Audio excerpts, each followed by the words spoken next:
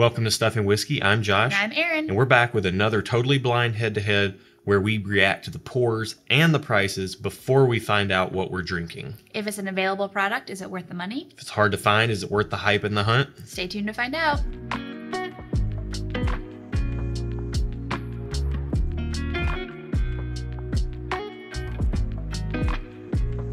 Welcome to the channel, bringing a real-world perspective to the real-world whiskey consumer. We're not professional whiskey tasters, but we will randomly select one of these matchups to taste totally blind so that you get our completely unbiased opinions separate and apart from any label or hype or anything like that. In the end, what we'll do is we'll give each product a real-world score based on the blind tasting, the price and the availability, and whether we would buy it again or not. If that sounds like your jam, go ahead and give this video a thumbs up, and also subscribe if you haven't already so you can keep seeing videos. And if you like blind tastings like this, be sure to check out the video description below for our Patreon. We do blind flight nights over there where you get a blind flight and we get on a video live stream together and we do the flight in a coordinated fashion with the community. It's a ton of fun. We also do 2 bonus videos over there, so if you like our content, that's a good place to go and look for more of it. Yep. All right, let's find out which one of these 18 pairs from our blind sample pool we'll be tasting. 18. 18. So that's that guy over there. I think that's a first, so Wow. we're gonna get these poured, get the rest of the stuff cleaned up, and we'll be back with our first impressions on glass 1.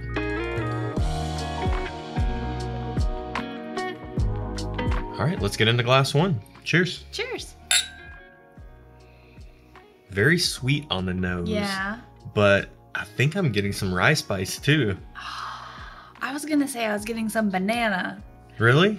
I want to get banana. Interesting. You just want it so I bad that do. you're putting it in your own I'm mind. putting it out there into the universe. Okay, I should let you speak first because I don't want to influence you. It's fine. But- I don't know what I'm getting. Yeah. I'm getting a lot of sweetness Cool. and rye spice. This seems like it might be kind of like a lowish to medium proof rye, but it's coming through on the nose. I'm gonna It's try. coming through nice. Ooh, this tastes good. It tastes sweet, but dry, dare I say?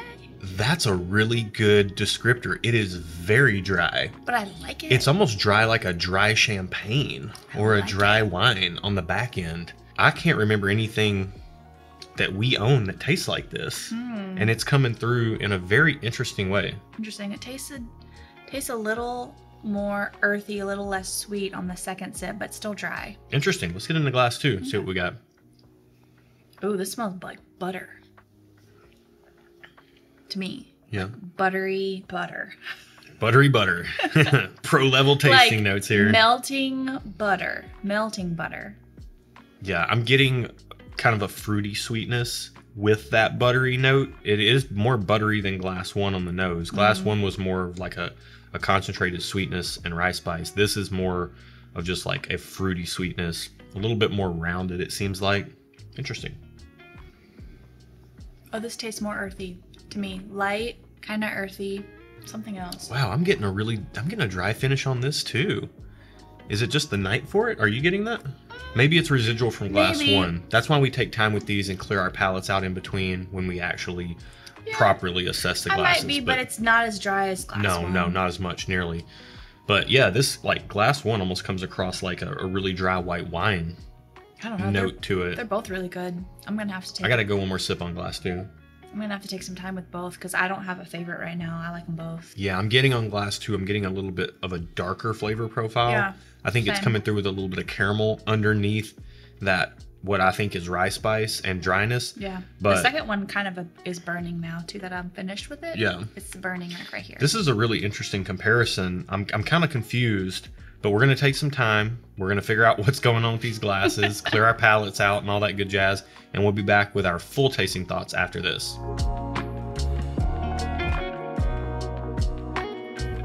All right, after spending some time with these pours, what do you think? How was the matchup? Let's start with glass 1. Okay, I'm gonna spoiler alert. I love them both. So glass 1 gets thumbs up across the board. Nose, flavor, and experience. Yep. Yep. Glass 1 for me got a thumbs up on the nose. I got some wild notes. I'm still fighting a little bit of a cold. We're batch filming, so if you've seen the last few weeks, I'm still dealing with that. But I swear it has sharpened my senses. I've got some wild notes on glass one. The nose to me on glass one smelled like Christmas tree bark and Play-Doh. Interesting. Which, that's what came out to me. And then as I took some time to process it, you guys are going to have to help me with this, or maybe you know. There's like a Christmas spice combination called like wasai or... Wassail. Wassail. I don't know. What is that? What even wassail. is... What is wassail? It's like kind of like an apple cider. That's what this glass is. Okay. This is wassail in the glass. Yeah, that's exactly what that is. I have some shaving soap that's wassail shaving soap, and I never knew how to pronounce until just now. But it smells exactly like that. Then on the flavors, I gave it a thumbs up on flavors. That all came through, but the predominant forward note was rye spice. And I want to go ahead and say, like, people will hear rye spice in videos and say, what does that even mean? What is rye spice? I don't know what to tell you, because I watched videos before I drank mini ryes and I heard people say rye spice, and I'm like, what in the world are they talking about? What do you mean when you say that? It is what it is. It's like saying that the color blue is the color, like trying to describe the color blue to somebody. It's this kind of like this. You know what? Actually, I'm glad you challenged me. It tastes like carbonation feels. Okay. It's like a little bit of like a peppery, but not a black pepper. Okay. And I don't even think a white pepper, but it's just like a little bit of like a tingly, prickly spice. And it's a unique sensation to ryes. Okay. And it's in glass one for me on the flavors. And then on the experience, I gave it a thumbs up. Again, the finish was very rye spice forward. The oak was very dry. The finish was okay on both of these, to be honest. Like, neither one of these are really blowing me away in the experience department, but they do both come across as kind of unique, and I like them both. Yeah. So thumbs up across the board for me on glass one as well. Let's get into glass two. My notes here will be a little bit more standard, and we'll talk a little less. Where are you at on glass two for the nose? So same as glass one. Nose, thumbs up. Flavor, thumbs up. Experience, thumbs up. It truly will come down to price and availability for me on both of these, because to pick a favorite, because I would be happy with either or both. Oh, now she's the both. I'm usually the one like, why not have both? And she's usually like, I'll just get whichever one's cheaper. For me, glass two gets a thumbs up on the nose. Green apple, caramel, and rye spice in the background, but really the green apple and caramel is more forward. It also smells like a rye, but it smells more like a 51% rye, like a low rye percentage rye, whereas glass one smelled more rye forward, like a high rye percentage rye. Then on the flavors for glass two, I gave it a thumbs up. All that stuff comes across on the palate, and then it adds in like this nice sweet oak element in the background that's really anchoring some of that sweetness and the rye spice. And then on the overall experience, I gave it a thumbs up. Again, that sweet oak drags out through the finish, which the finish is, again, just okay, but it is a really nice rounded experience in the glass. And I do have a preference towards glass two. It's a little darker in flavor profile, and to me it comes across as slightly more balanced compared to that rye forward prickly sensation that you get on glass one. I like them both. As I'm sipping them, they get better and better, and as I'm smelling them, they smell better. Like this one kind of has like a little sweet tea smell, kind of. Yeah.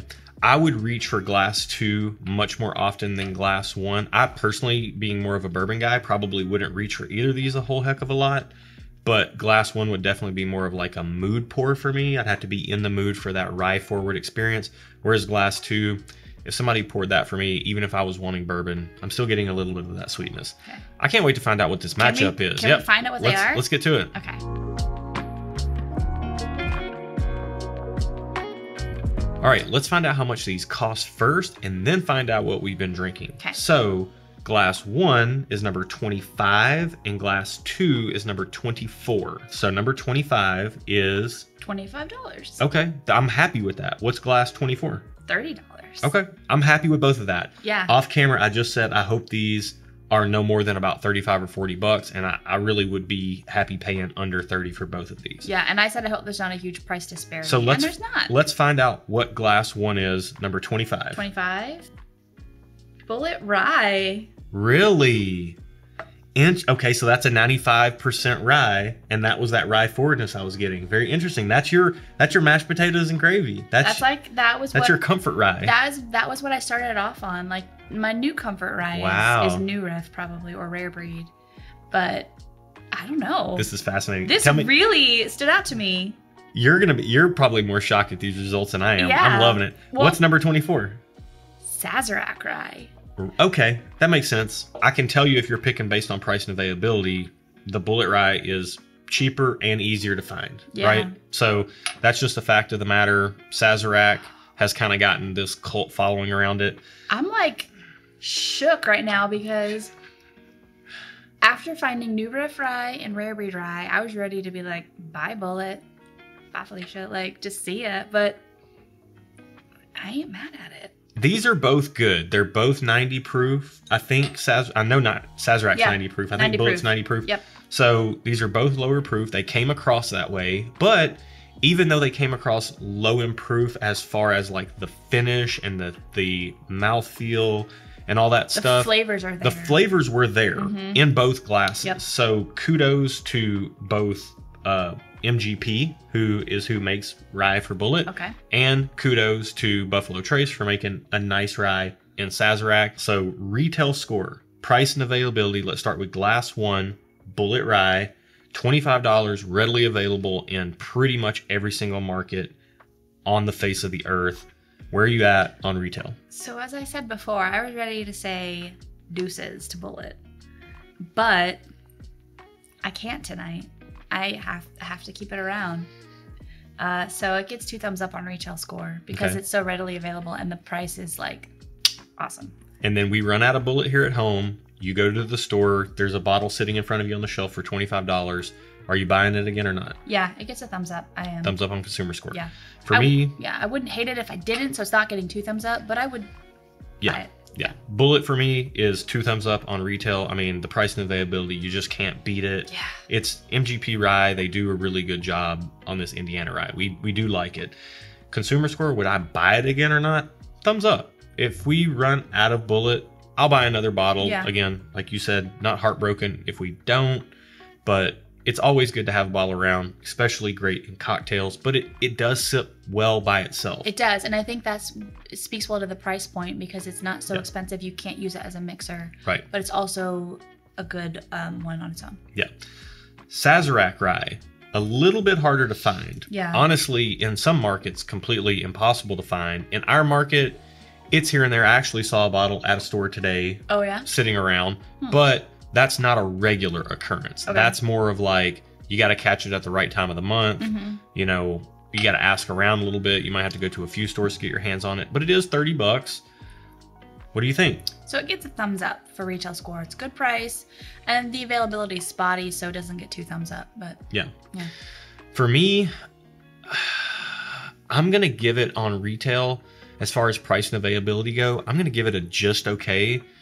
In our market, full disclosure, I do most of the shopping here, so I see how much it's available and how much it isn't, and I can find it, and if I liked it more, I would go thumbs up, even with the limited availability, but it's also not an experience that I don't feel like I can't get in other ryes as well, like Rittenhouse or Elijah Craig Rye, and those are much more readily available in our market, or even Old Forester.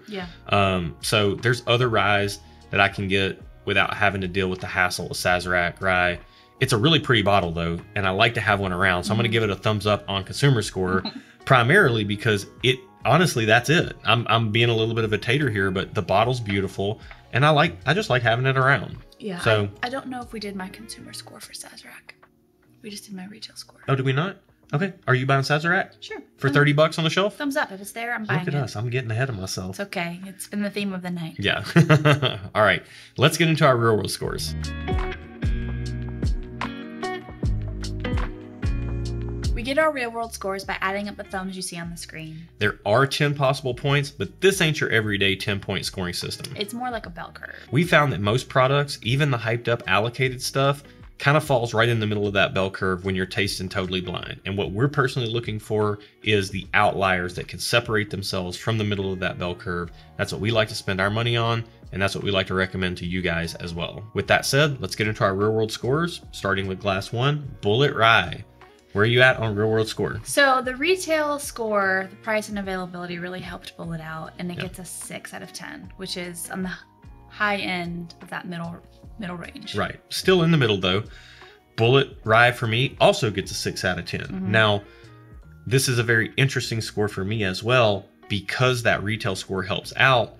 Even though I'm not a rye guy, based strictly on taste, I probably would have just given it a just okay on consumer, whether I'd buy it again or not. Yeah. But because it's such a good mixer, it bumped it up. So 5.5 might be a more realistic score, but it's just so good in cocktails, it's hard to ignore. So Bulleit is definitely getting helped out by that. Let's move on to glass 2, Sazerac Rye. Where are you at on real world score? Sazerac is dead in the middle, 5 out of 10, solid, good pour. Yeah, and it really is. To me, it's a 4.5 out of 10. Okay. And again, hampered a little bit by its availability. Truth be told, these probably, you know, outside of a blind format, probably fall very much in the middle of the range. Yeah. You know, not tasting blind. So the way the scoring system works, you know, Bulleit got some points for its availability and its mixability, whereas Sazerac took a little bit of a hit, at least in our market. And that's because you have to factor that in, you know, when you're getting something. Well, we do, because it matters to us. You don't have to, but we factor it in, so that's what we're talking about. That matters to us because we're not hunting. We don't like that. Yeah. We don't like the headache. And quite frankly, as lauded as Sazerac is by so many people, you know, there's markets where it sits around on the shelves like New Orleans, where it's from, and hardly anybody buys it unless they're buying it for cocktails. So that just goes to show you how much the hype influences, you know, what you're getting. Yeah. So yeah, very interesting. Let's get into who these are for.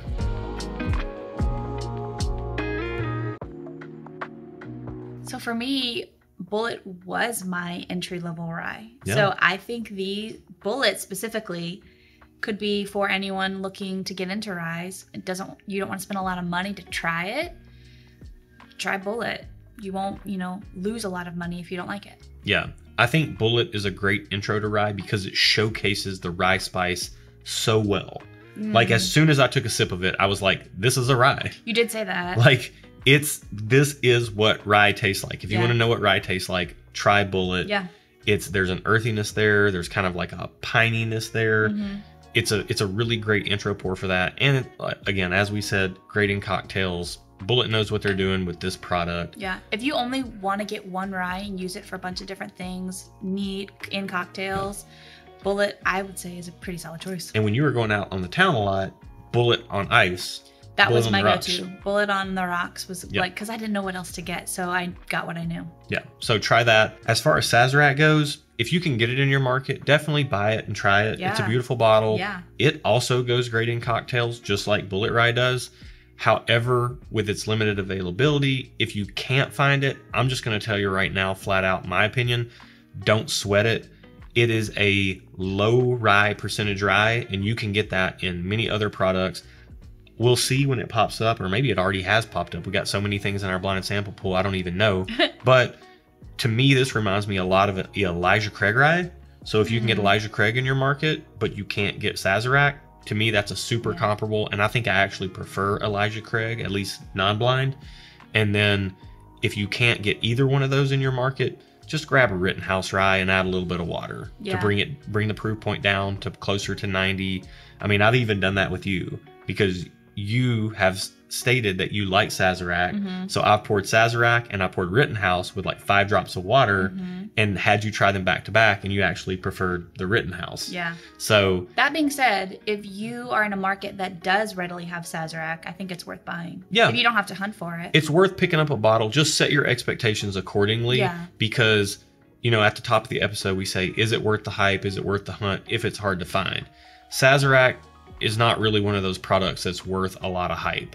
It's not bad. That's not to say it's a bad product, because it's a good product, but it's a $30 bottle of whiskey. Don't expect it to be any better than what it actually is. Yeah, that's it for this week. Thanks for watching. Till next week, guys. Cheers.